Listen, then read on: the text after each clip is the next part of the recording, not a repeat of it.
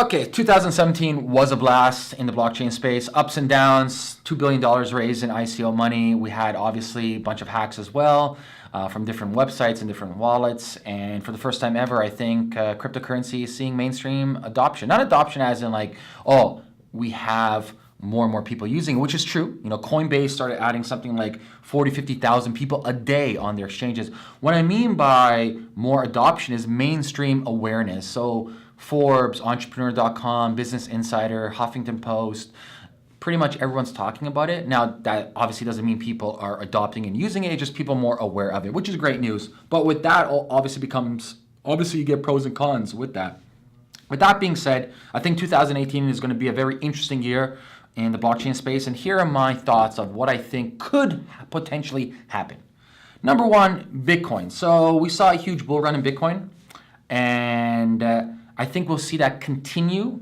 We may not see the crazy run that we saw in 2017, even though we have a lot of institutional investors and retail investors that want to come in the space.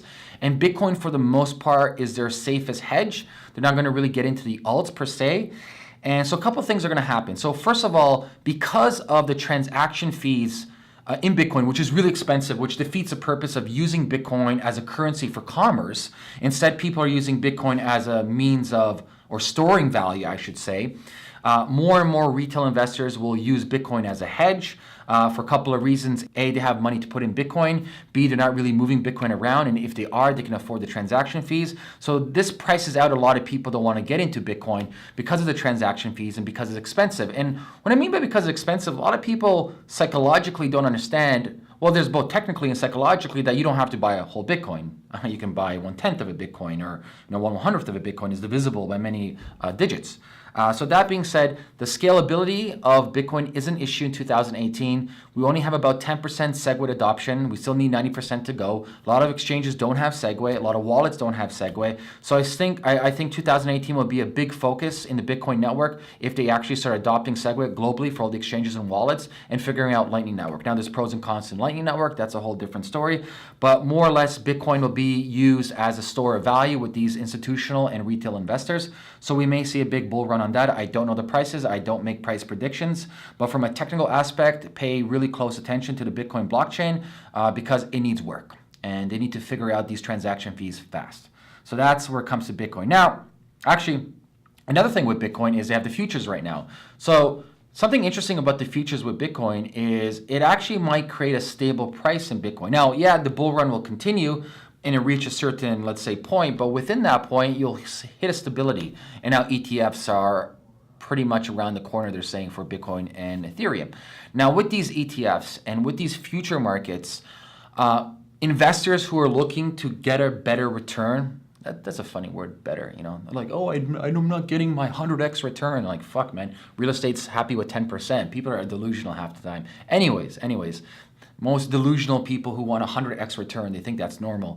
They will leave Bitcoin because I really believe with the futures markets, with the ETF, with the issues of scaling. So scaling issues, transaction fees, ETF, future market, institutional investors, retail investors, that's 8 things. I think that will create a more or less stable price of Bitcoin in 2018. Now, I might be completely wrong, but these are just my guesses.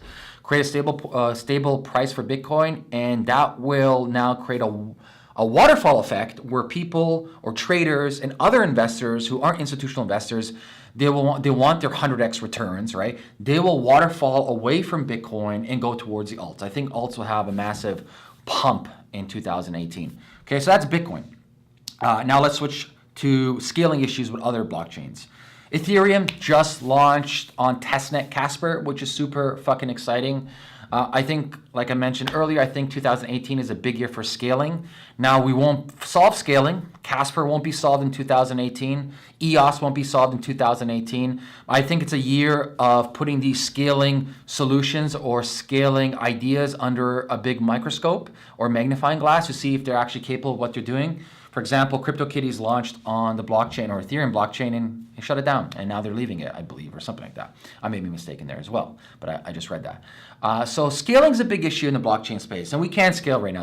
For example, Kin left Ethereum; they want to go to Stellar, I heard, and so all these, say, ICOs who promise all these amazing applications on top of these blockchains, they can't scale. You can't use them. They're slow, sluggish, they're horrible. So 2018, once again, doubling down and focusing on scaling. Will we solve it? No. I think solving scalability will happen 2019, 2020. Okay.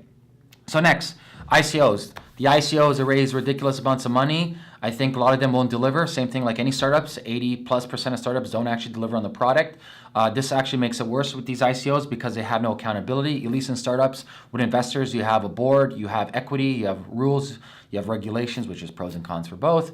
But over here, people pretty much just gave money to these ICOs with no accountability, no roadmap. And honest to God, I think we're going to see a huge percentage of these ICOs not deliver, not ship, and in the angel investing world, this leads to winter. We call it the term winter, where it's going to be very difficult for an ICO to raise money. But where I see ICOs evolving 2018, for the most part, is, listen, like 1%, 2% of new tokens are legit utility tokens. The rest are actual securities. It's just a means of raising money.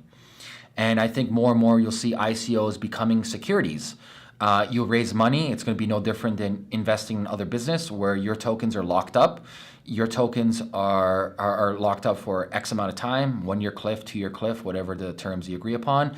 And the actual token itself can only be listed afterwards on a regulated exchange that's completely regulated by the government, as opposed to these other decentralized exchanges. So I think going in the future, we will see small cap ICOs not raise hundreds of millions of dollars. They might raise $500,000 to $3 million, no different than a pre-seed to Series A to Series B. Then the company will perform, and based on their performance, they're allowed to allocate more of the token they raised, and that token will be locked up and you can't touch it. I think more and more of these tokens you'll see, and I think it's a win-win solution on both ends. It's a win for companies maybe having better access to capital around the world. You can couple that with the Jobs Act. And number two, having better liquidity after a year or two for the investors themselves. So that's going to be interesting seeing the advent of that coming in the ecosystem. Next, exchanges. So I think exchanges in the blockchain space or in the crypto space are a huge issue. Just imagine if like Bittrex or Kraken or any of these big liquidity pools or like liquidity exchanges gets hacked, the whole market would feel it. So I believe that more and more interest and adoption of decentralized exchanges will happen. This doesn't solve though the problem of onboarding and offboarding. With decentralized exchanges, at least with onboarding, you can get KYC and AML, and then you can do your wire transfer, and then you can onboard your money. Same thing with offboarding the money. You can do KYC and AML, and they can wire transfer your fiat. And this is very important for traders and speculators that fuel the market. That being said, at least for now, with decentralized exchanges, they don't have that per se, not to the level of these other exchanges, centralized exchanges. But centralized exchanges do hold a huge issue in the space, and it's a big red alarm for me. It's a big issue, and I think it's not about if, it's when. When do one of these centralized exchanges actually get hacked? So that's where 2018 is going to be very interesting. Just a recap, Bitcoin, I think might stabilize in 2018. That's if there's no major issues because of the futures, because of the ETFs. And because the returns aren't as great as some hoped as 100x, and people will flow into other alts. Scaling for all blockchains, Ethereum, Bitcoin, EOS, Quantum, Neo, all the big exchanges, all the big blockchains, Monero, etc., all of them will be focusing on how do we scale this for the millions. ICOs will not deliver, majority of them will not ship.